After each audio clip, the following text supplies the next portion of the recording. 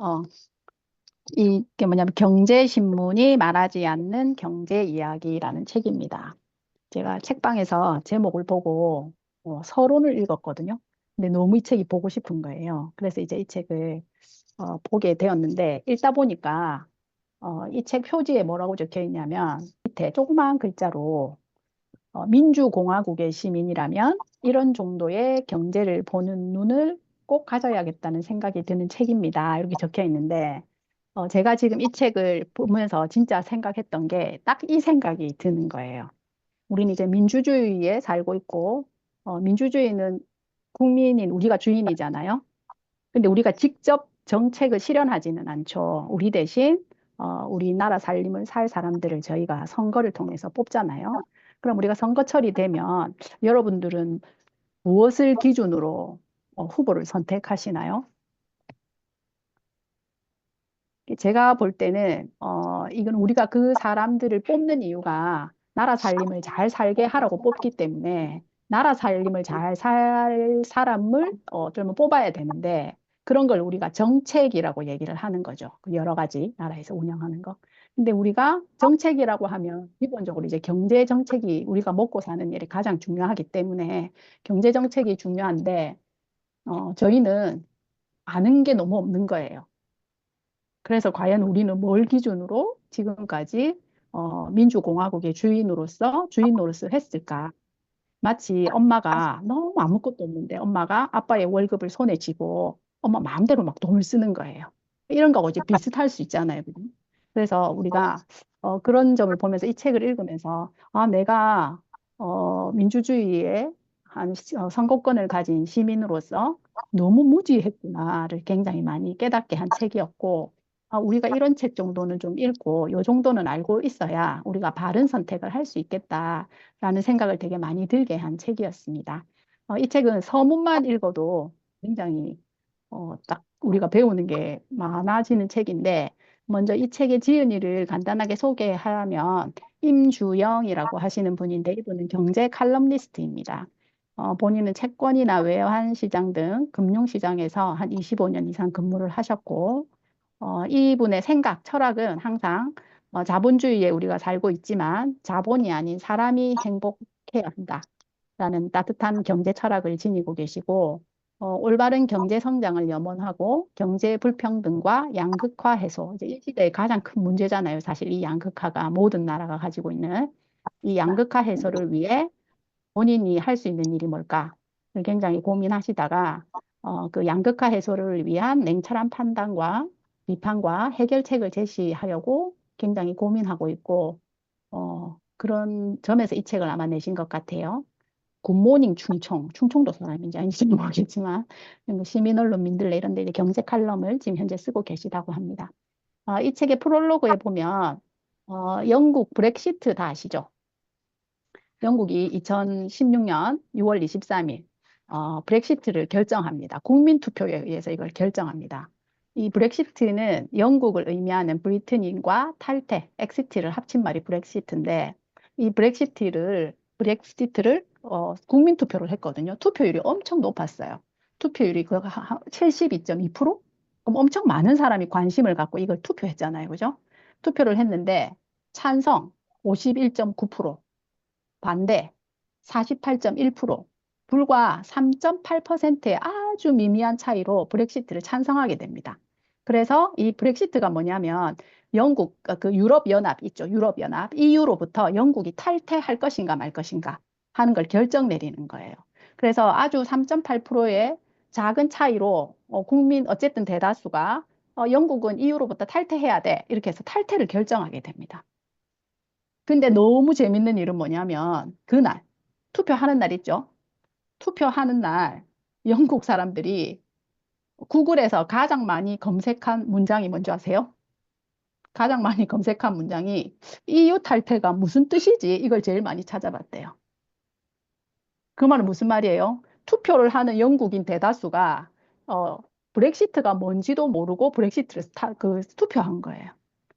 그렇게 해서 이 EU를 탈퇴하고 그날 이후 영국의 경제는 굉장히 힘들어집니다. 영국이. 굉장히 힘들어지고 지금도 많은 사람들은 영국 경제사에 통틀어서 가장 바보 같은 결정이 바로 이 브렉시트였다고 얘기를 하고, 그로 인해서 이후에 영국은 지금도 굉장히 힘든 시간들을 보내고 있거든요.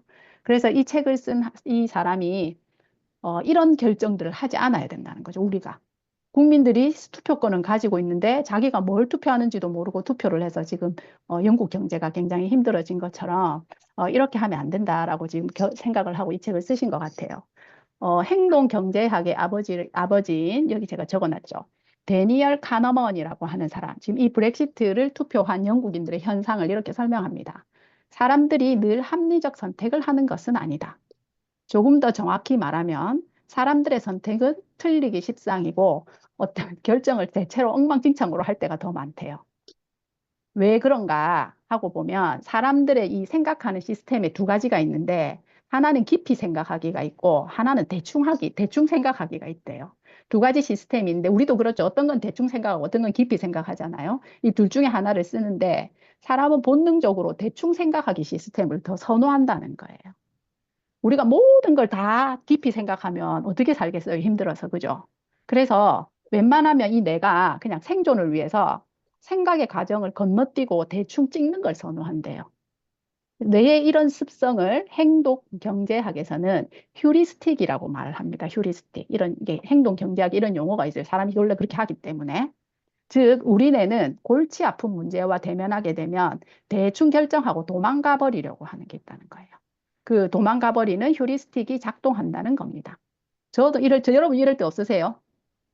저는 언제 이런 거냐면 제가 옷을 사러 가요. 똑같은 디자인인데 색깔이 여러 개가 있어. 이 선택을 해야 되잖아요, 제가. 이 선택할 골치가 아파. 그래서 제가 다양한 색의 똑같은 디자인의 옷을 그냥 다 사버려요.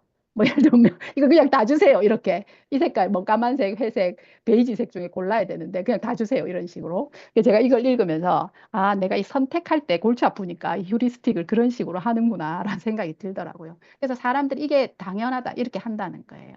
그래서 우리가 뭔가를 선택할 권리를 가진 사람들이 이렇게 생각을 늘 깊이 생각해서 합리적 선택을 하는 게 아니다라는 얘기를 합니다. 그래서 이제 이 책을 쓰신 분은 우리가 그렇게 하면 우리 사회가 망쳐질 수 있으니까 적어도 우리는 그렇게 하지 말자, 않았으면 좋겠다는 뜻으로 되게 좀 어려워 보일 수 있는 경제에 대한 여러 가지들을 이 책에 굉장히 쉽게 설명이 되어 있습니다. 그래서 이 책 여러분들한테 되게 좀 권장드리고 싶은 책 중에 하나고요. 여기 이제 프롤로그의 마지막 부분에 그래서 이런 얘기가 나옵니다. 경제는 있는 그대. 근데 브렉시트 할 때 왜 그러면 영국 사람들이 EU를 탈퇴하는 방향으로 선거를 더 많이 하게 되었냐면 그때쯤에 영국 언론에서요, 브렉시트를 옹호하는, 그러니까 EU를 탈퇴해야 된다. 영국이 왜 브렉시트를 고민하게 됐냐면요. 영국이 그 전에 뒤에 이제 설명이 나오는데 경제 정책을 마가렛 대처 아시죠? 우리 철의 여인이라고 부르는 그 마가렛 대처가 정권을 잡고 운영할 때 이 경제적으로 자유주의 경제학을 이렇게 경제 이론을 그 주장을 했거든요. 그래서 그렇게 정책을 펼쳤어요.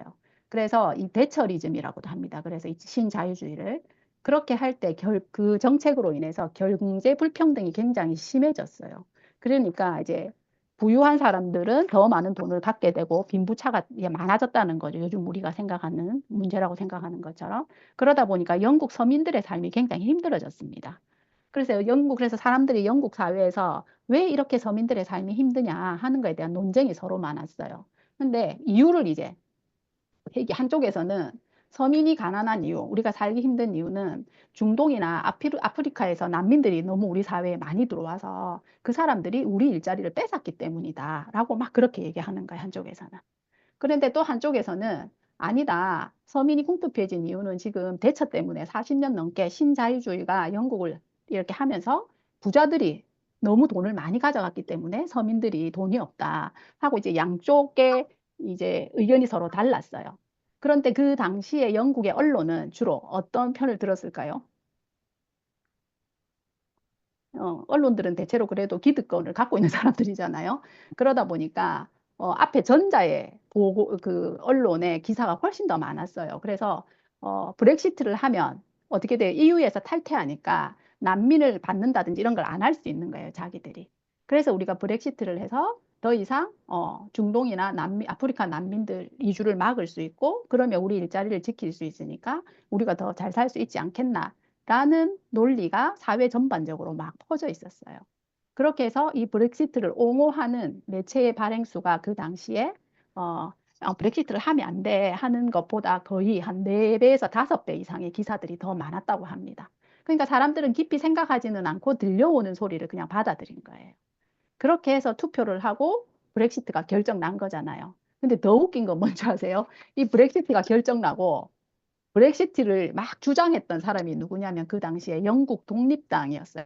우리 같으면 무슨 당 있잖아요. 그 영국 독립당의 대표가 깜짝 놀란 거예요. 이게 투표인데 진짜 브렉시트가 될 거라고 자기도 생각을 못한 거야. 그래서 자기가 브렉시트를 주도했던 사람인데 그날로 그 당 대표를 사퇴합니다. 이유가 뭐냐면 별다른 대책이 없다는 거예요. 브렉시트 하고 난 뒤에 자기가 어떻게 끌고 가야 될지 대책이 없다는 거예요. 그리고 국민투표를 해서 이게 진짜 이렇게 될 줄 자기도 몰랐다는 거예요. 그래서 그 당시에 총리도 사퇴를 하고, 왜냐하면 총리는 원래 브렉시트를 원하지 않았기 때문에 됐으니까 이제 자기는 방법이 없잖아요. 사퇴하고, 브렉시트를 주도했던 사람도 사퇴하게 됩니다. 그러니까 얼마나 영국 사회가 혼란이 많았겠어요. 그죠? 그래서 이런 어리석은 결정을 내리지 않고, 영국이 어리석은 결정을 내리는 데 있어서는 그 언론들의 잘못도 굉장히 컸다라고 봅니다. 그래서 어떤 경제 문제를 있는 그대로 보지 않고 본인들이 어떤 유익한 쪽으로 해석해서 이제 언론이 이렇게 알린다는 거예요, 우리한테. 그래서 우리 스스로가 그 어떤 경제 문제를 있는 그대로 볼 수 있어야 된다라고 이제 마지막에 이렇게 결론을 이 프롤로그의 결론이 나 있거든요. 경제는 있는 그대로 볼 수 있어야 합니다. 그래야 부족한 점은 개선하고 강점은 발전시킬 수 있습니다. 프리스틱의 오류를 걷어내고 깊이 박혀있는 오해를 뽑아내고 싶었습니다. 그래야 성장의 열매가 모두에게 골고루 돌아가는 함께 잘 사는 그 길로 갈 수 있다고 믿습니다. 그 첫걸음에 눈꽃만큼이라도 도움이 되기를 바라는 간절함으로 이 땅에선 브렉시트 같은 결정이 절대 있어서는 안 된다는 절박함으로 이 책을 준비했습니다. 책을 쓰는 내내 함께 잘 사는 일에 시간을 쓰고 돈을 쓰는 멋지고 당당한 진짜 부자의 모습을 상상했습니다. 우리도 이제 많은 분들이 여기 계신 분이 선한 부자, 좋은 부자가 되기 위해서 열심히 일하시는데 그것이 그냥 돈이 많다고 착한 마음만 갖고는 되지 않는다는 거예요. 우리의 이런 올바른 지적인 능력들도 필요하다라는 걸 책을 통해서 조금 알 수 있었고 여기에 지금 이 브렉시트의 원인을 제공한 그게 바로 이제 신자유주의라고 하는 겁니다. 경제 사상 중에. 그래서 오늘 신자유주의에 대해서 조금 공부를 해보면 좋겠는데 낙수 효과 이런 거 많이 들어보셨죠? 낙수 효과. 경제 용어에서 낙수 효과는 부자들이 돈이 많아지면요. 부자들의 돈이 쓰고 써서 밑에 서민들한테까지 그 효과가 온다라는 게 낙수 효과예요. 물이 위에서 아래로 흐르잖아요. 그죠? 그런 효과에 대해서, 어, 보통, 부자들의 입장에 있는 사람들이 이 얘기를 많이 합니다. 경제 효과. 신자유주의가 뭐냐면 일단, 신자유주의는 1970년대부터 부각하기 시작한 자본의 세계화 흐름에 기반한 경제적 자유주의 사상이다. 그래서 이렇게 얘기하면 너무 어려우니까 어떤 걸 신자유주의라고 생각하면 제일 좋냐면요. 자유시장. 그냥 다 시장에 맡기는 거예요. 정부가 개입을 최대한 적게 하는 거예요. 그래서 규제를 완화시키죠. 기업의 자유를 좀 많이 준다고 생각하면 됩니다. 그리고 개인의 재산권을 중시하니까 제재를 훨씬 덜 할 거잖아요. 그래서 규제가 완화됩니다. 그리고 자본의 세계화. 그래서 우리는 IMF 이후에 이 신자유주의가 되게 강제적으로 들어왔습니다. 그래서 자유무역을 막 강요했잖아요, 그때. 그죠? 그래서 자기 나라 무역을 보호하지 못하고 그냥 시장을 개방해야 되는 거. 이런 것도 다 신자유주의의 흐름에서 온 거거든요. 그래서 자유무역, 시장 개방, 이런 것들이 다 자유주의라고 생각하면 됩니다. 1980년대 미국에서는 레이건 대통령이 그리고 영국에서는 마가렛 대처가 등장하면서 거의 미국과 영국의 40여 년간 경제 흐름을 이 신자유주의가 지배하게 됩니다. 그래서 미국과 영국에서 이 신자유주의 맹위를 떨치게 되는데 이거는 이제 기업들이 이제 날개를 다는 거죠. 자기들 마음대로 할 수 있으니까. 이윤 창출과 주주의 이익 극대화를 위한 기업 활동이 주류를 이루게 됩니다. 그래서 이때 기업들이 엄청나게 커지게 됩니다. 자본을 엄청 크게 키우게 되고. 그래서 이때 이제 경제적 불평등이 커지고, 중산층이 몰락하는 원인이 됩니다. 특히 영국의 대처는 아이고야, 총리가 되자마자 노조를 탄압합니다. 왜냐하면 기업의 입장에서 주로 이제 정책을 하기 때문에 노조를 좀 탄압하게 되고 국영 기업들을 전부 다 민영화하게 돼요. 그러니까 자유 경쟁에 붙여버리는 거죠. 예를 들면 우리 같으면 아주 주요한 산업들은 보통 나라가 관리를 하잖아요. 그런 것까지도 다 민영화 시켜버립니다. 그리고 작은 정부를 표방하며 감세 정책, 이게 뭐냐, 법인세를 인하하는 거예요. 기업들 세금을 낮춰주는 거. 그러니까 돈이 없죠. 정부는 법인세를 낮췄으니까. 그러니까 복지 재정이 축소됩니다. 그리고 대처가 1990년, 11년간 이 정권을 잡거든요. 79년부터 90년간 대처 수상이 하게 되는데, 나중에 퇴임한 1990년대 영국 어린이 28%가 빈곤선 이하의 가난에 시달리게 됩니다. 우리 학교 다닐 때 영국 하면 요람에서 무덤까지 막 외웠던 기억 안 나세요? 그죠? 그래서 영국이 자랑했던 복지 시스템이었어요, 그때. 그래서 요람에서 무덤까지 정부가 책임진다. 그러나 대처 수상이 정부를 운영하면서 그게 이제 다 사라져 버리게 된 거죠. 그래서 그 어린이들조차 빈곤한 어린이들이 28%가 생길 정도로. 그래서 2013년 4월 8일 마가렛 대처가 세상을 떠나게 되거든요. 그 대처가 죽는 날 영국 군중들이 전부 거리로 나와서 자축을 했다고 합니다. 영국을 파괴시킨 이 여자 마녀가 죽었다. 그래서 오즈의 마법사 그 뭐죠? 그 뮤지컬에 나오는 딩동 마녀가 죽었다는 노래가 있대요. 그래서 그 노래를 부르면서 영국을 이렇게 망하게 만든 마녀가 죽었다고 그 군중들이 나와서 막 노래를 부를 정도로 지금 이제 대처의 이 신자유주의 정책은 영국 사회를 오늘날 굉장히 힘들게 만들었다라고 합니다.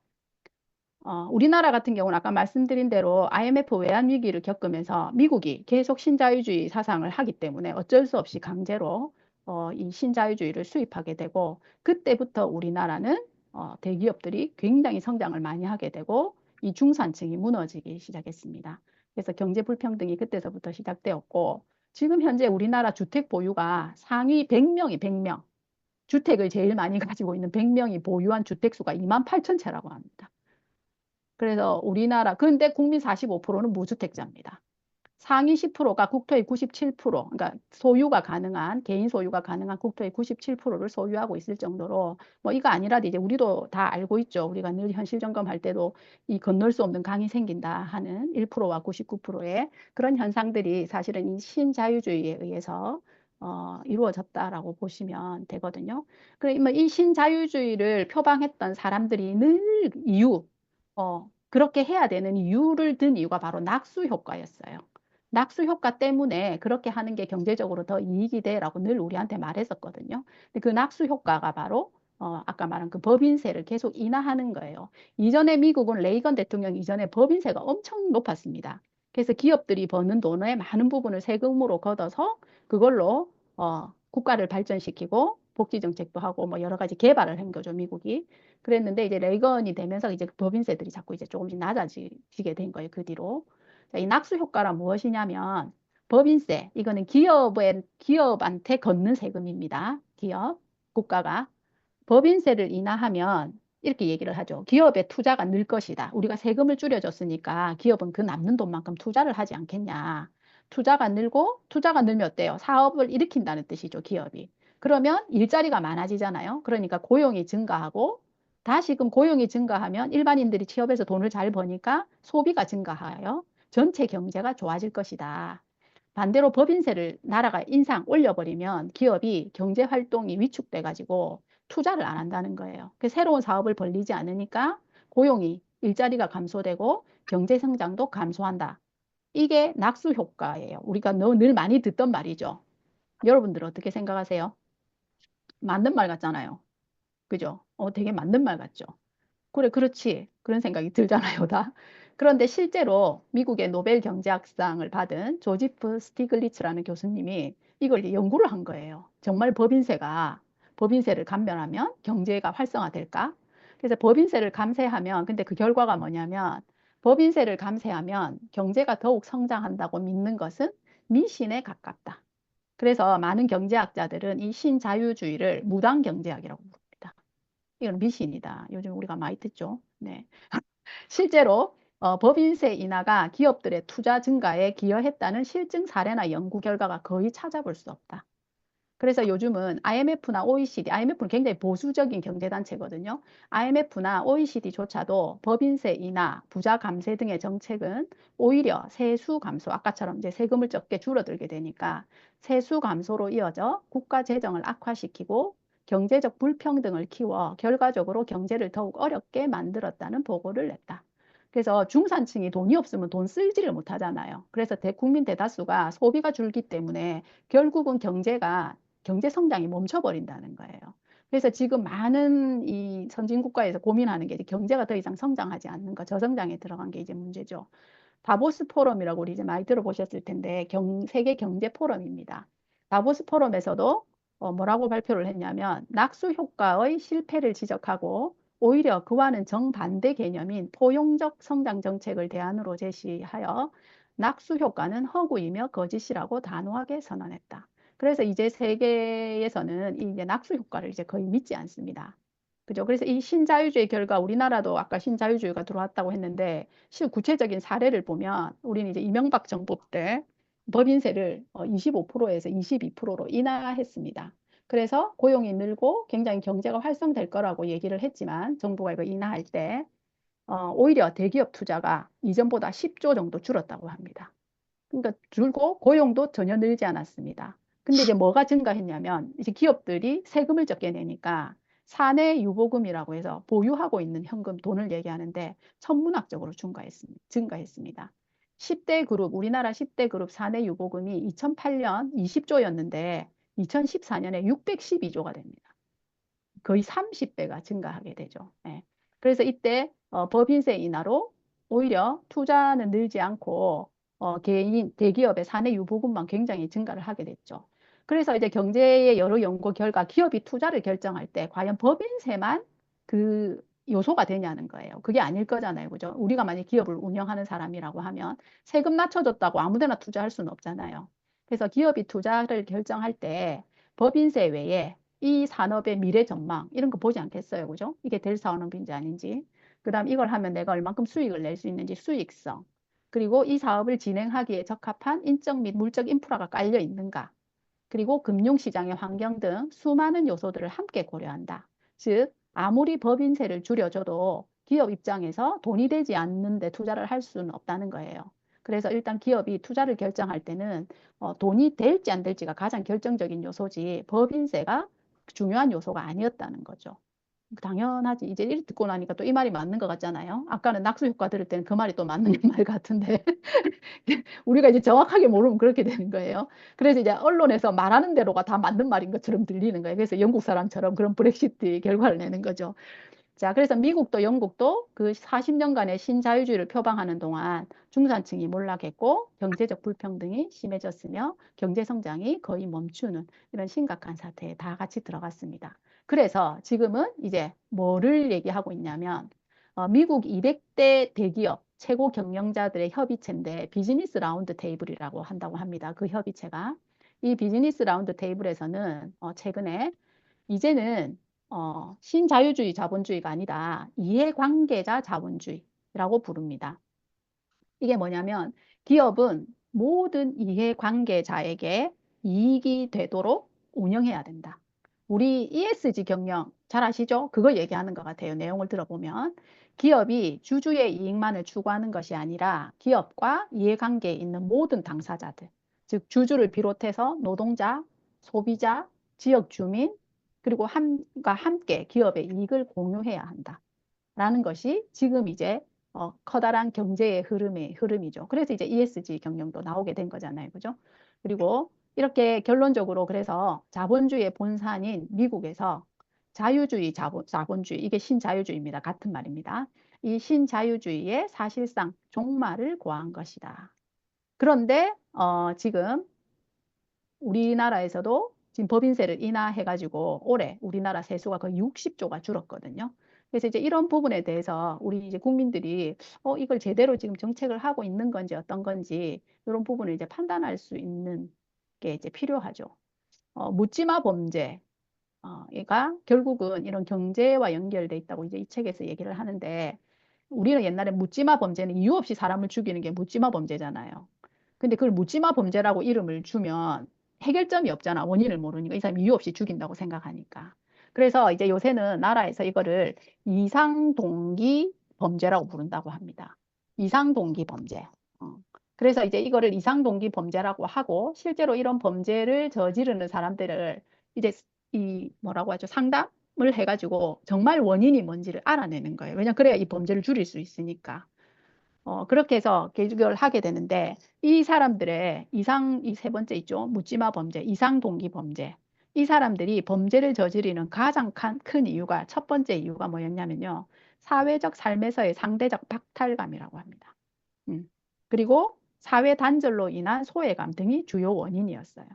그러니까 아주 그러니까 경제 활동을 할 수 없는 가난한 사람들이 계속 소외되어서 살다가 이런저런 방법이 없으니까 나중에는 어떤 심리가 생기냐면 그냥 이 사회 자체가 전부 자기의 적으로 간주되는 거예요.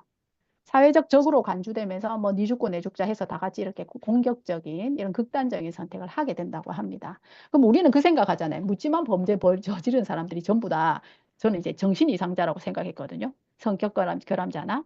그런데 실제로 조사를 해보면 어, 정신적인 문제가 있는 사람보다 정상적인 사람들의 범죄율이 10배나 많대요.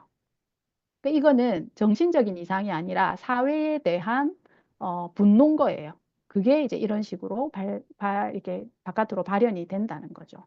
그래서 이렇게 우리가 예를 들면 이제 계속 빈부의 격차가 심해지고 빈민층이 계속 많아지면 이제 이런 문제들이 더 많이 일어나게 되는 거예요. 그럼 결국 보통 사람들의 삶의 안전이 지켜지지 않는 거죠, 우리가. 그래서 지금은 이제 이런 문제들이 누군가의 문제가 아니라 우리 모두의 문제가 되었다는 거예요.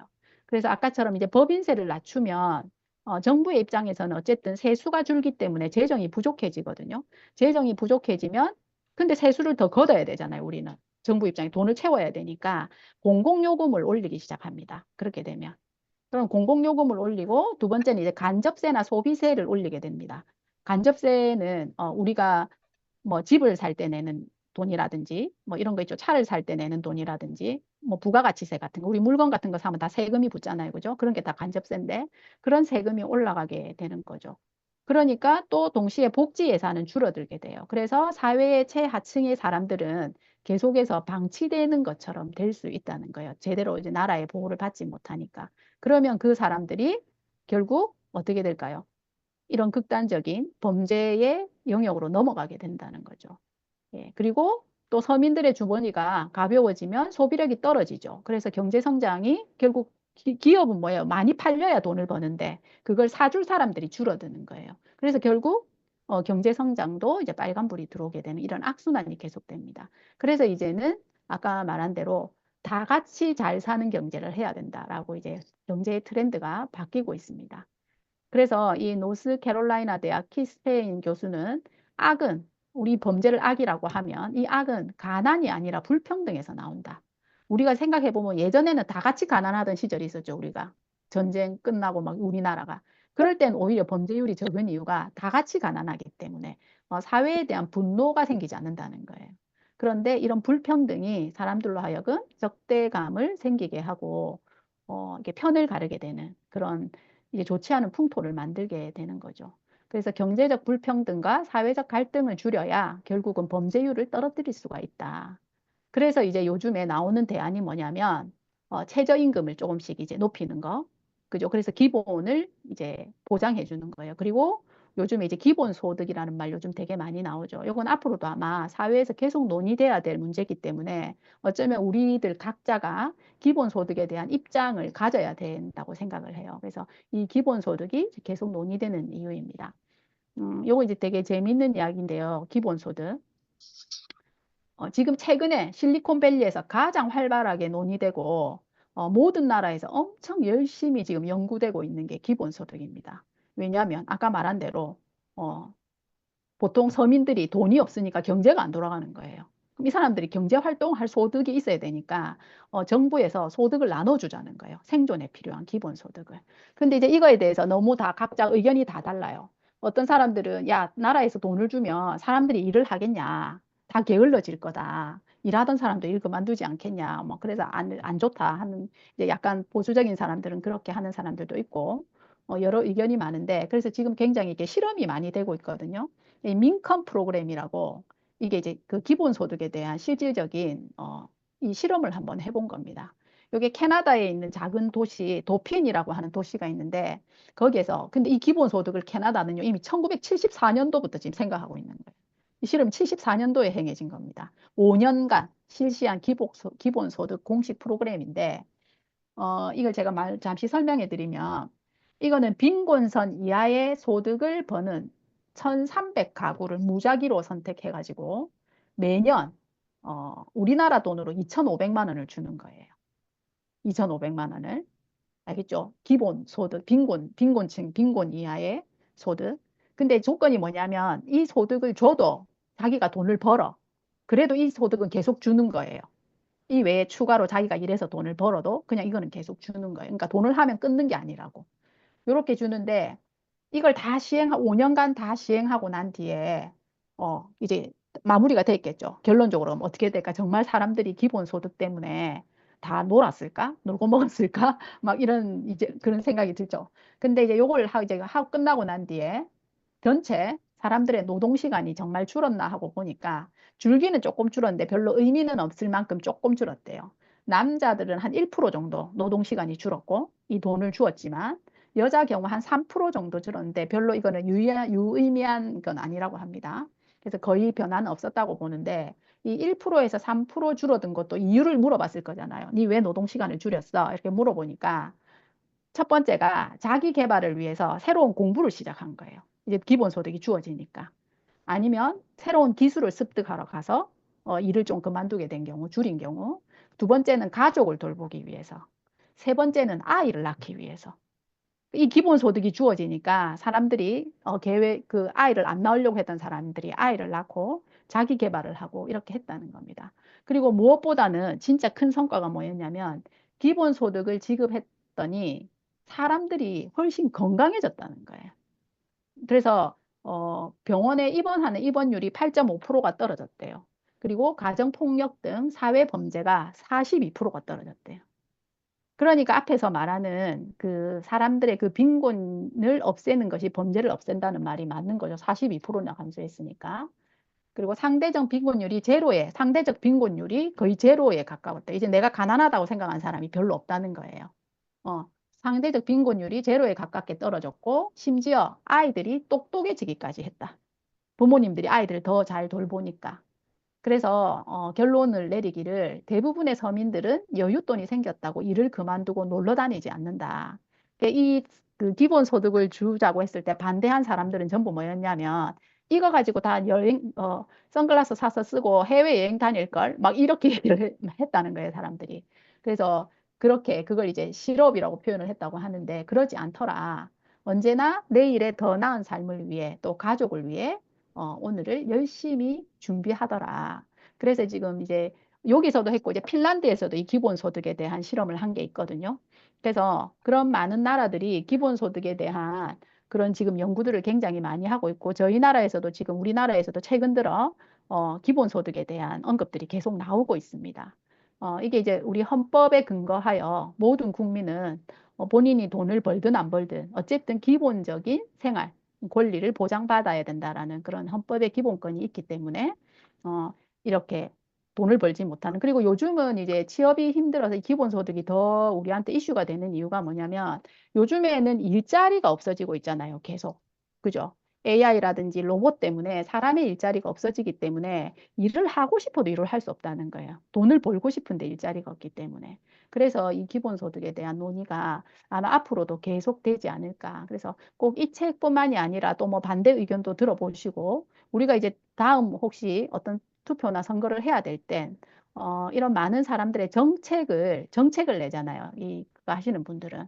근데 우리가 그 정책에 대해서 제대로 알고 있지 않다는 거예요. 그 정책이 의미하는 바가 뭔지, 그 사람들이 하고자 하는 그 정책이 갖는 사회적 의미가 뭐고 가치가 뭔지. 그래서 우리가 우리가 주인인 이 제도에서 살면서 주인이 너무 아는 게 없다.